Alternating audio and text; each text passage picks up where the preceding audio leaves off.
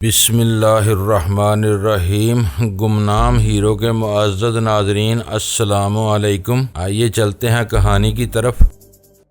ان کی ترتیب اور بعض پودوں میں کھلے ہوئے تیز رنگوں والے پھولوں کے امتزاج سے یہ ظاہر ہو رہا تھا کہ وہ خود رو نہیں تھے۔ ان کی نشو و نما اور دیکھ بھال میں واضح طور پر انسانی ذوق کار فرما تھا۔ برآمدے یا دالان میں چار بڑے چارپائیاں پڑی ہوئی تھیں۔ سفیدے یا کسی اور مضبوط درخت کے سبک اور لمبے تنوں سے تیار کی ہوئی بان کی وہ چارپائیاں اتنی وسیع و عریض تھیں کہ ہر ایک پر بیک وقت 10-12 آدمی آرام سے سو سکتے تھے۔ ہمارے ساتھ آنے والے محافظ وہیں رک گئے اور سندل خان ہمیں لے کر وسطی کمرے میں داخل ہو گیا۔ اس کمرے میں پتھریلے فرش پر چٹائیاں پڑی ہوئی تھیں۔ ایک گوشے میں قالین کے بجائے موٹے اونی کمبل تہہ در تہہ بچھا کر نشست کو بہت آرام دہ بنا لیا گیا تھا۔ 3 دیواروں پر مشعلیں آویزاں تھیں۔ شام کا اجالا ہونے کی وجہ سے وہ مشعلیں گل تھیں، لیکن کمرے کی فضا میں بسی ہوئی چراند سے محسوس ہو رہا تھا کہ انہیں روشن کرنے کے لیے چربی استعمال کی جاتی تھی۔ سندل خان نے ایک چوبی الماری میں سے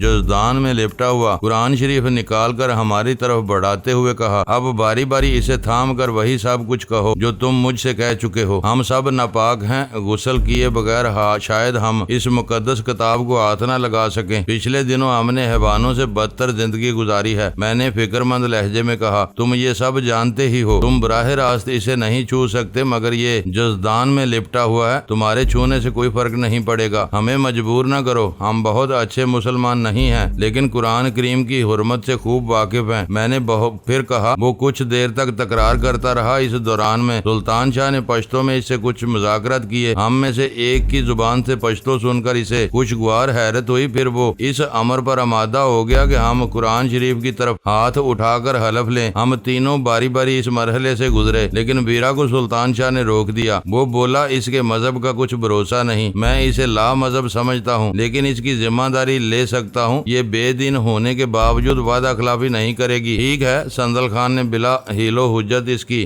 دلیل تسلیم کرتے ہوئے کہا۔ یہ حلف برداری تمہیں کھانے دینے کے لیے تھی، یہ نہ سمجھ لینا کہ تم لوگوں کو کھلی چھوٹ مل گئی ہے۔ یہ اس علاقے کا سب سے آرام دہ کمرہ ہے، تم سفر کی تیاری مکمل ہونے تک یہیں رہو گے۔ غسل خانے وغیرہ کی ضرورت کے علاوہ تم دالان میں بھی نہیں نکلو گے۔ یہاں کے محافظوں سے تمہیں نقصان پہنچا تو میں ذمہ دار نہیں ہوں گا۔ اس کے اشارے پر ہم پیر صاف کر کے کمبل پر بیٹھ گئے۔ جگہ بہت آرام دہ ثابت ہوئی۔ کھانا کب ملے گا؟ ویرا نے دبیز کمبلوں پر دراز ہوتے ہوئے پوچھا۔ تنور میں مسلم دمبا تیار ہو رہا ہے، کمال ہے کہ گوشت بنے کی بو تمہیں محسوس نہیں ہو رہی۔ تم لوگ ایک ایک کر کے تازہ دم ہو لو، میں بھی تھوڑی دیر میں واپس آتا ہوں۔ اس وقت تک شاید دمبا بھی تیار ہو جائے گا، اس کی لذت تمہیں دیوانہ بنا کر رکھ دے گی۔ وہ قرآن شریف سمیت وہاں سے لوٹ گیا اور سلطان شاہ ہمیں بتانے لگا کہ مقامی محافظ پشتو یا فارسی کی بجائے کوئی اور ہی زبان بول رہے تھے جو اس کی سمجھ سے باہر تھی۔ کیا تم لوگ سنجیدگی سے اپنے حلف پر قائم رہنے کا ارادہ رکھتے ہو؟ سلطان شاہ کی بات ختم ہو جانے پر ویرا نے رازدارانہ لہجے میں ہم سب سے مشترکہ سوال کیا۔ اس سے انحراف کا سوال ہی پیدا نہیں ہوتا۔ میں نے اسے گورتے ہوئے کہا، اگر تمہاری ذہن میں کوئی منصوبہ پرورش پا رہا ہے تو شنگارا ویلی پہنچنے تک اسے بھول جاؤ۔ تم لوگ بھی ناقابل فہم ہو، ساری زندگی جھوٹ فریب اور دغا بازی میں گزار دیتے ہو، لیکن کہیں راگ بڑک جائے تو اپنی زندگیاں تک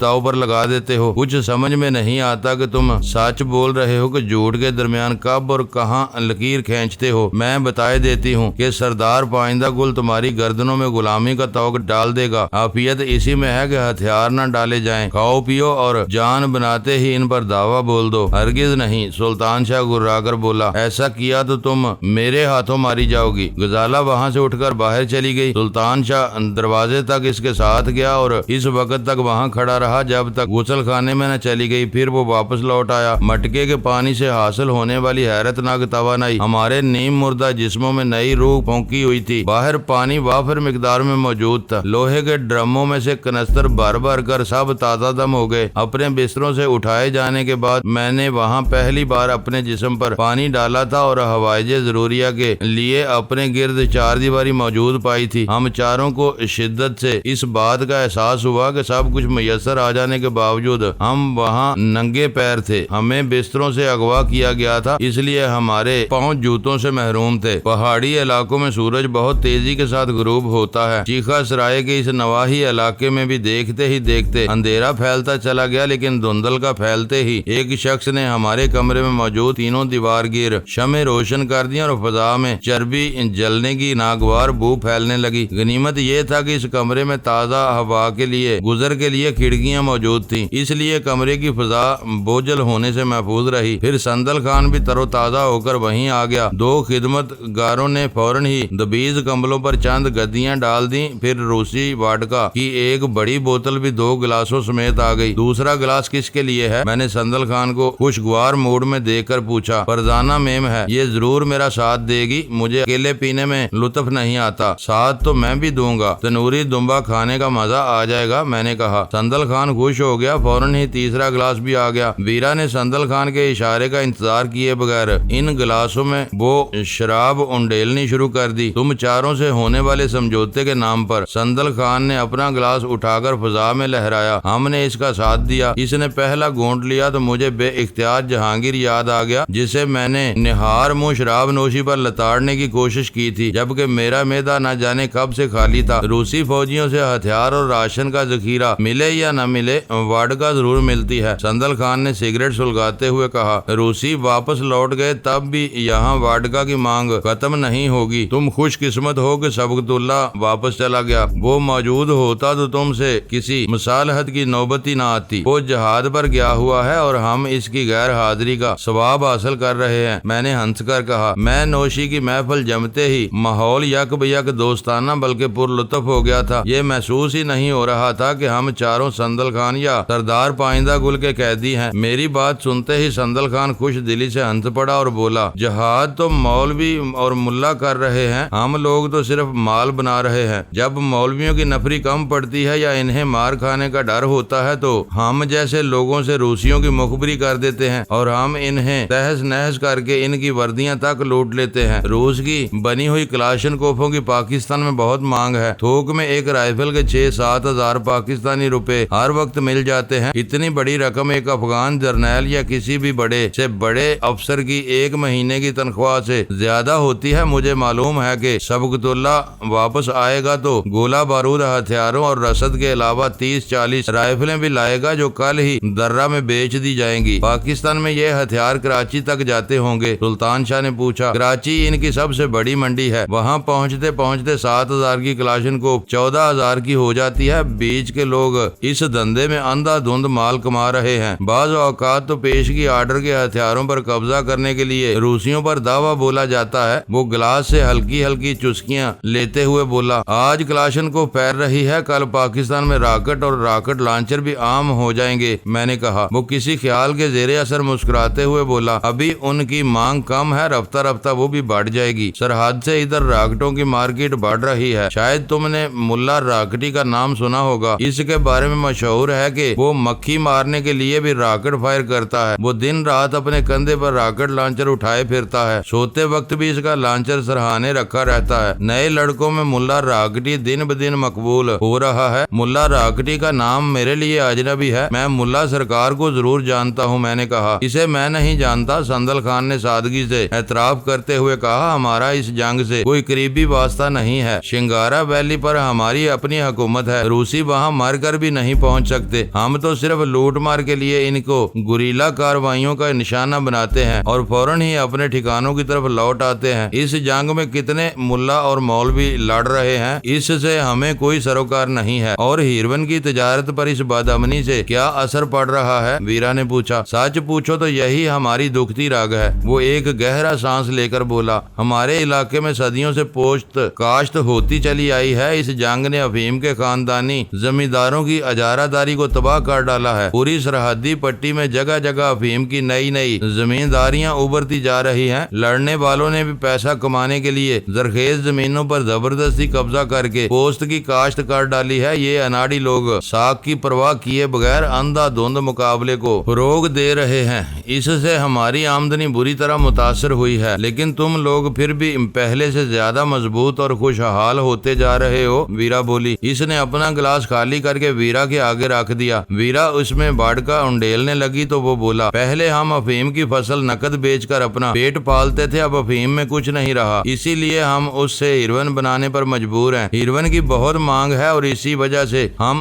زور پکڑتے جا رہے ہیں۔ عمدہ مال بنانے والوں کو پورے سال کی پیشگی ادائیگیاں کر کے پابند کر لیا جاتا ہے، اس میں بھی نئے لوگ سار اٹھا رہے ہیں، لیکن سب مل کر بھی خریداروں کی مانگ پوری نہیں کر پا رہے، اس لیے یہ کام فی الحال زوروں پر ہے۔ کل گورے کوئی نئی چیز بازار میں لے آئے تو ہیروئن کی اصل لاگت ملنی بھی مشکل ہو جائے گی، مگر وہ وقت ابھی بہت کچھ دور نظر آتا ہے۔ وہ بظاہر پہاڑوں میں محصور رہنے والا ایک بے خبر قبائلی نظر آتا تھا، لیکن اس کی جبلی صلاحیتیں قابل تعریف تھیں۔ ہیروئن کے بارے میں اس کے اندیشے بالکل ہی دور از کار نہیں تھے۔ امریکہ اور لاطینی امریکہ ممالک میں جرائم پیشہ تنظیمیں کوکین کے فروغ کے لیے دن رات کام کر رہی تھیں۔ اس امر میں کوئی شبہ نہیں تھا کہ ہیروئن کے مقابلے میں کوکین ایک مہنگا نشہ تھا، لیکن دولت مندوں کی دنیا میں اس کی زبردست مانگ تھی۔ اس کے دام گرانے کے لیے سر توڑ کوششیں جاری تھیں تاکہ اسے ہیروئن کے مقابل صف آرا کیا جا سکے، کیونکہ کوکین کے خام مال کے سلسلے میں سفید فام خود کفیل تھے۔ اس کے لیے انہیں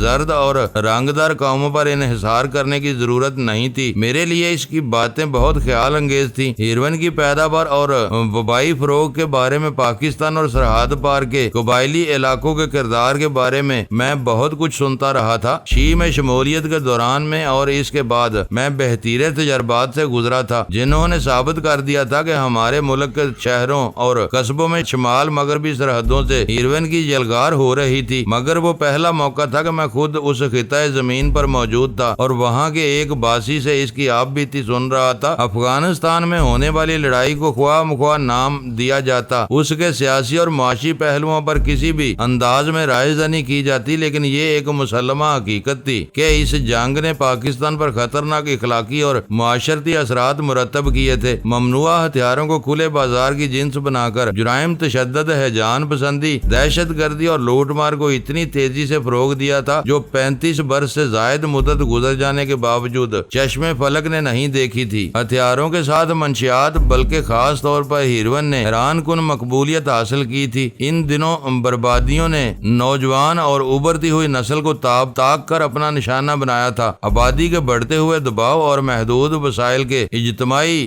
ضدین سے وجود میں آنے والی معاشی محرومیوں نے نوجوان طبقے کو بری طرح برباد کیا تھا۔ روزگار سے محروم نوجوانوں کی عزت نفس قدم قدم پر جراحت میں مبتلا ہو رہی تھی۔ اس جنگ نے مایوسی بے مراد نوجوانوں کے بے کراں ہجوم کو 2 تحفوں سے نوازا تھا، جن میں معاشرے سے بغاوت کرنے اور سرکشی اپنانے کا مادہ تھا۔ انہوں نے اپنی توانا بازوؤں میں کلاشنکوف سنبھال کر اپنا نام نہاد حق چھین لینے کا فیصلہ کر لیا تھا۔ جو بے حوصلہ تھے اور اپنے مسائل کے گریز یا فرار حاصل کرنا چاہتے تھے، انہوں نے ہیروئن کے نشے میں پناہ ڈھونڈ لی تھی۔ ایسے محروم اور بے عمل نوجوان جب ہیروئن کا جہنم دہکا کر اس کا دھواں اپنے پھیپھڑوں میں کھینچتے تھے تو ان کے خوابوں میں رنگ و شباب کی ہزاروں کہکشائیں جلملانے لگتی تھیں۔ نالیوں، کوڑا گھروں اور گندی گزرگاہوں پر مدہوش پڑے ہوئے نوجوان ثروت و اقتدار کے جھوٹے خوابوں میں کھوئے رہنے کو زندگی کی معراج سمجھنے لگے تھے۔ ہیروئن کا نشہ انہیں خوابوں میں وہ سب عطا کر دیتا تھا جس سے وہ اپنی جیتی جاگتی زندگی میں سدا محروم رہے تھے۔ وہ ہیروئن پیتے تھے اور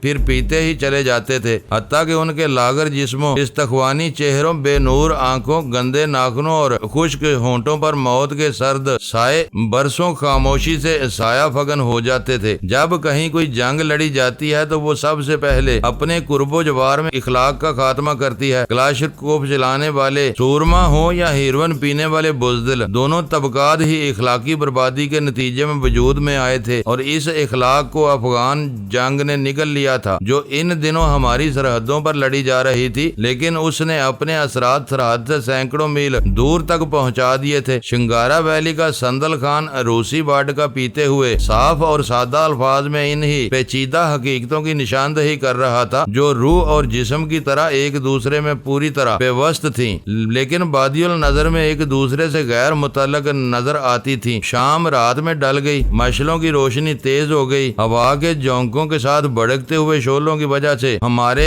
سروں کے سائے آوارہ روحوں کی طرح گھٹ بڑھ کر ادھر ادھر ادھر لپک رہے تھے۔ واڈکا کا دوسرا گلاس خالی کرنے کے بعد سندل خان کی آنکھوں میں خمار کے سرخ ڈورے تیرنے لگے تھے۔ وہ اپنے ارادے سے زیادہ کسی حیوانی جبلت کے تحت ویرا میں بہت دلچسپی لینے لگا تھا، اور ویرا اپنی مخمور آنکھیں اس کی آنکھوں میں ڈال کر پرسرور لہجے میں باتیں کر رہی تھی۔ وہ ہم لوگوں کی ساکی گری کرتے ہوئے واڈکا کی بوتل دھیمے دھیمے خالی کرتی جا رہی تھی، اور کمبل پر رکھی ہوئی مٹی کی پیالی جلی ہوئی دیا سلائیوں، راکھ اور سگریٹ کے سوختہ ٹکڑوں سے بھرتی جا رہی تھی، اور مجھے تنور میں بھونے جانے والے گوشت کی بینی بینی خوشبو بے چین کرنے لگی تھی۔ برادر سندل خان، اچانک سلطان شاہ نے دھیمے سے پکارا، تم تو پتہ نہیں کب تک یوں ہی پیتے رہو گے، اس میں نشے کے ساتھ طاقت بھی ہوتی ہے، ہم دونوں بھوک سے بے حال ہوئے جا رہے ہیں، تم بھی پینی شروع کر دو۔ سندل خان مخمور ہنسی کے ساتھ بولا، زیادہ دیر تک تنور میں رہنے سے گوشت سوکھ کر اکڑنا شروع ہو جائے گا۔ میں نے کہا، دسترخوان لگوا لیا جائے تو کھانے کے ساتھ پینے کا دور بھی چلتا رہے گا، رات اپنی ہی ہے۔ خوب، تم تو خاندانی بٹیارے معلوم ہوتے ہو۔ سندل خان نے جھوم کر کہا لگایا، پھر اونچی آواز میں کسی کو پکارا۔ دالان سے فوراً ہی ایک محافظ مؤدبانہ انداز میں اندر آ موجود ہوا۔ سندل خان نے مقامی بولی میں اسے مختصر سی ہدایات دی اور وہ تیز رفتاری کے ساتھ واپس لوٹ گیا۔ نشے میں یہ نہ بھول جانا کہ تم چاروں میرے قیدی ہو۔ سندل خان تیسرے گلاس سے انصاف کرتے ہوئے بولا، پینے پلانے کے دوران میں رتبوں کا خیال بالکل بھلا دیتا ہوں، فکر نہ کرو، یہ بھول گئے تو ہم یاد دلا دیں گے۔ سلطان شاہ نے لقمہ دیا، ہم دونوں نے شراب کی ایک بوند بھی نہیں چکھی ہے، ہماری انتڑیاں اب خشکی سے بال کھانے لگی ہیں۔ اسی وقت ایک آدمی منعکس چوبی چوکی لے آیا جو جگہ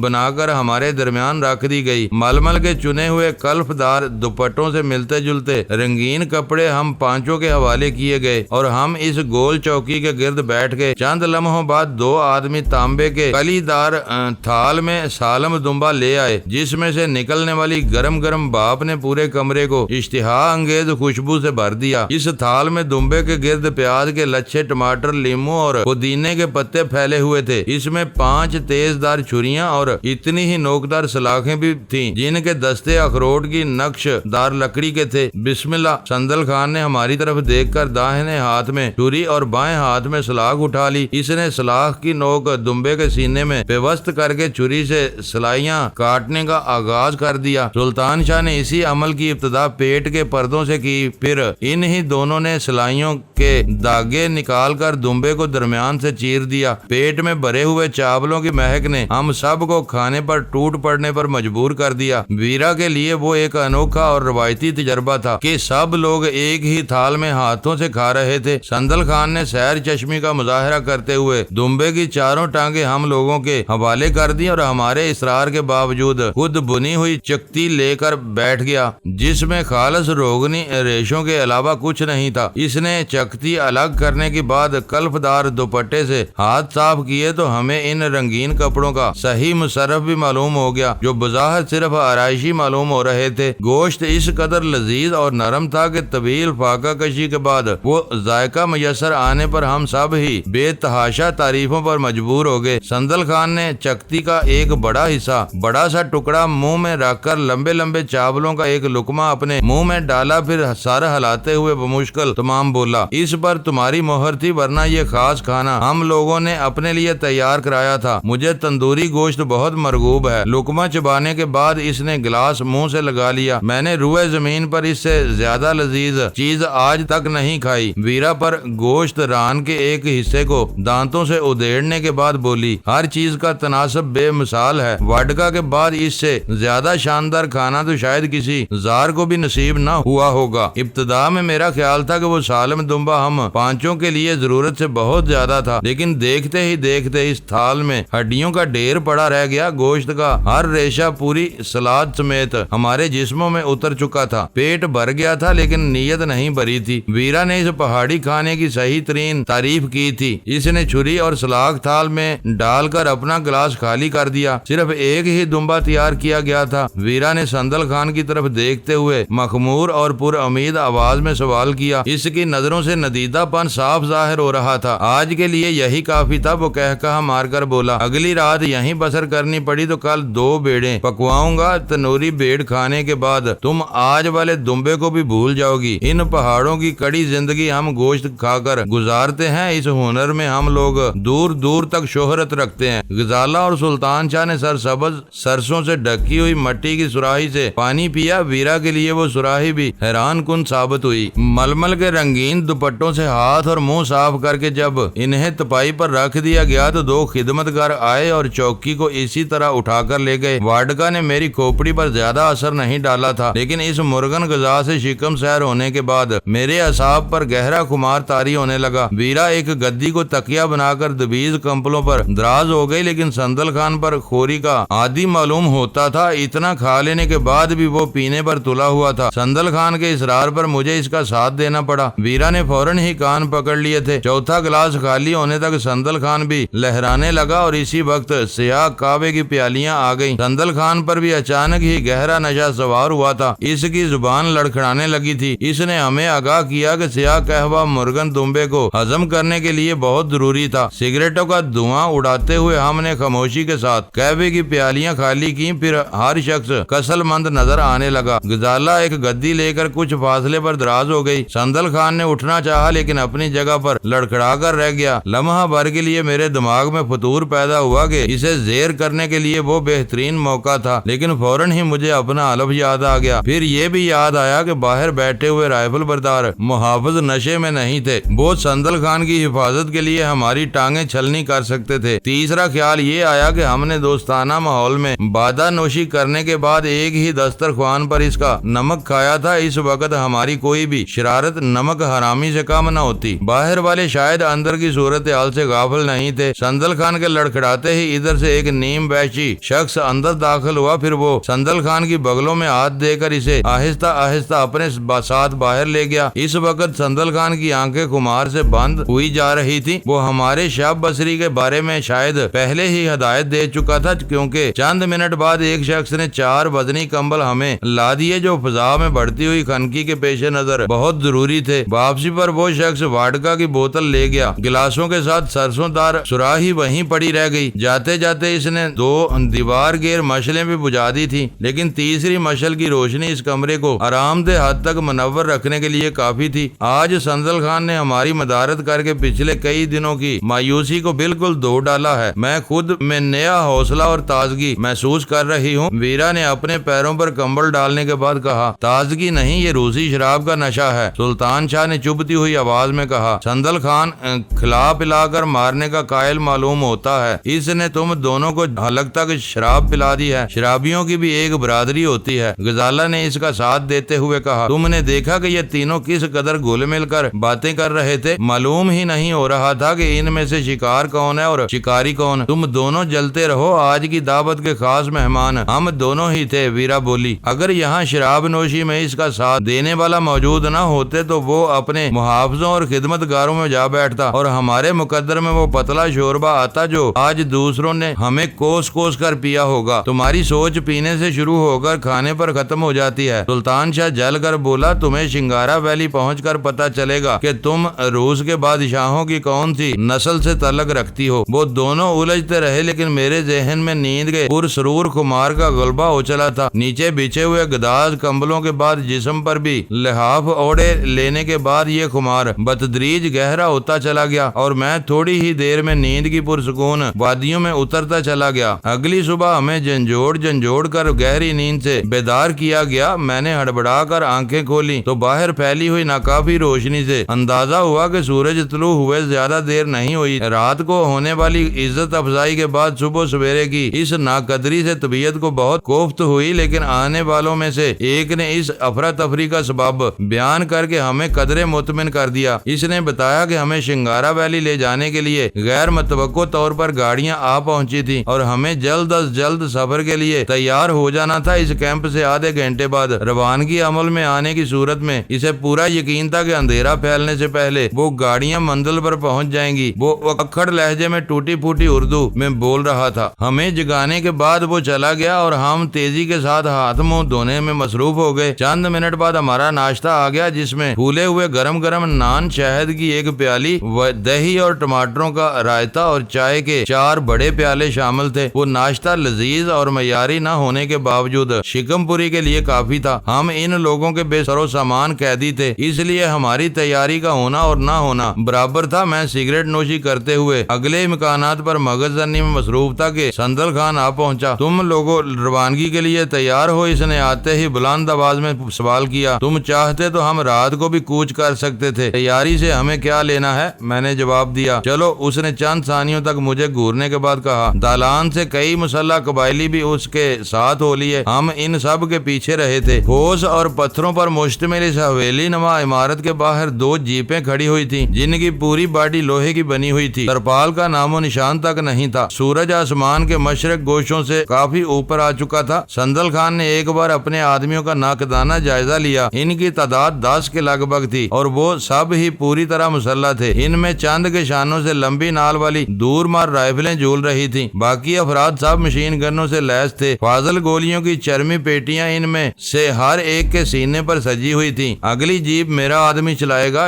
اس میں تم چاروں سفر کرو گے۔ سندل خان ہمیں بتانے لگا، پچھلی جیپ میں اپنے ساتھیوں سمیت چلوں گا۔ تم نے راستے میں اپنے حلف سے بال برابر بھی انحراف کیا تو تمہیں عبرتناک سزا دی جائے گی۔ یہ یاد رکھنا کہ اب تم ایسے علاقے میں سفر کرو گے جہاں داخل ہونے کے ہزاروں راستے ہیں لیکن واپسی کا ہر راستہ سردار پائندہ گل کے نمک خواروں کی رائفلوں کی نال میں سے ہو کر گزرتا ہے۔ بھاگنے والے ہر صورت میں پکڑے اور مار لیے جاتے ہیں۔ تمہیں ہم سے کوئی شکایت نہیں ہوگی، سلطان شاہ نے پورے خلوص سے کہا۔ رات کی شاندار ضیافت میں تم نے ہمیں اپنا گرویدہ بنا لیا ہے۔ چنگارا ویلی پہنچنے کے بعد ہی ہم اپنی رہائی کے بارے میں سوچیں گے۔ دعوت کو بھول جاؤ، اس نے سختی سے کہا۔ رات گئی بات گئی۔ اب اس وہم و گمان میں نہ رہنا کہ ہمارے درمیان فاصلہ کم ہو گیا ہے۔ ہمارے لیے تم اب بھی خطرناک قیدی ہو۔ تم ٹھیک کہہ رہے ہو، میں نے کہنا چاہا، لیکن میرے بولتے ہی وہ سب بھڑک کر متوحش نگاہوں سے ادھر ادھر دیکھنے لگے جیسے اپنے کسی نادیدہ دشمن کو تلاش کر رہے ہوں۔ ہر ایک کا ہاتھ اپنے ہتھیار پر پہنچ گیا تھا۔ پل بھر میں وہ سب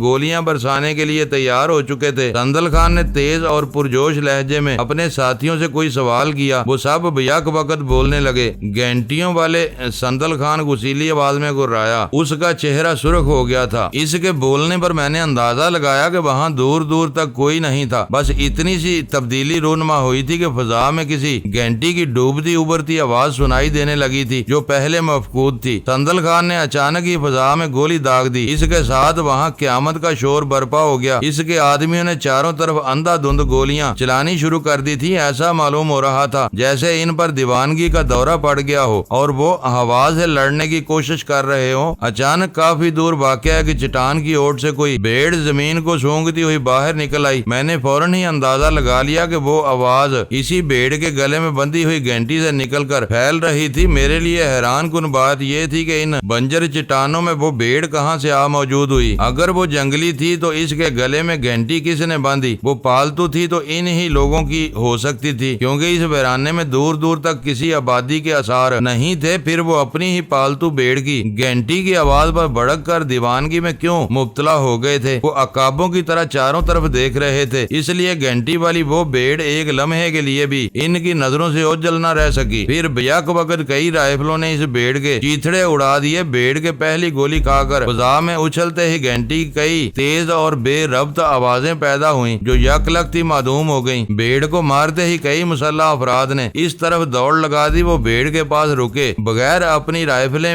وغیرہ تانے ہوئے اس چٹان کی اوٹ میں گھس گئے جدھر سے وہ بھیڑ برآمد ہوئی تھی۔ سندل خان نے بے چینی کے ساتھ ٹہلنا شروع کر دیا۔ اس کے ساتھ رکے رہنے والے پر امید نگاہوں سے اس طرف دیکھ رہے تھے جہاں ان کے ساتھی کسی کی تلاش میں غائب ہوئے تھے۔ ہمارے لیے وہ واقعہ بہت اہم اور تحیر خیز ثابت ہوا تھا۔ سندل خان اور اس کے ساتھیوں نے جو کچھ کیا تھا اس کی کوئی عقلی توجیہ ہو ہی نہیں سکتی تھی۔ بظاہر یوں معلوم ہو رہا تھا جیسے گھنٹی والی اس بھیڑ کا تعلق ان کی کسی اوہام پرستانہ کمزوری سے رہا ہو اور وہ روانگی سے پہلے اسے پناہ کرنے پر تل گئے ہوں۔ پر ہول فائرنگ کے بعد فضا پر گمبھیر سناٹا چھا گیا تھا۔ بے تحاشا برسائی جانے والی گولیوں کے جلے ہوئے بارود کی بو نے آنکھوں اور نتھروں میں سوزش سی پیدا کر دی تھی، لیکن ہم چاروں سمیت کسی میں بھی ہمت نہیں تھی کہ اس بارے میں ذرا بھی لب کشائی کر سکے۔ وقت بہت دھیرے دھیرے گزرتا رہا۔ اعصاب پر چھائے ہوئے تناؤ میں لہجہ بے لہجہ اضافہ ہوتا رہا۔ شاید جانے والے اپنے نامعلوم شکار کی تلاش میں خاصی دور نکل گئے تھے۔ خدا کر کے 10 منٹ بعد ان میں سے پہلا آدمی نمودار ہوا۔ اس کے پیچھے بقیہ آدمی بھی اس چٹان کے پیچھے سے نکل آئے۔ میں نے صاف دیکھا کہ مردہ بھیڑ کے بے جان اور لہو لوہان لوتھڑوں کے قریب سے گزرتے ہوئے ان میں سے ہر ایک نے حقائق حقارت کے ساتھ اس پر تھوکنا ضروری سمجھا تھا۔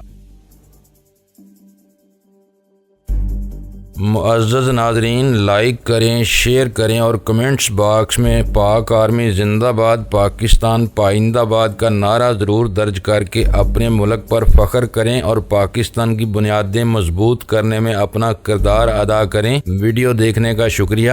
معزز ناظرین، اپنا خیال رکھیے گا اور ہمارے چینل کا بھی۔ ISI پاک آرمی زندہ باد، پاکستان پائندہ باد۔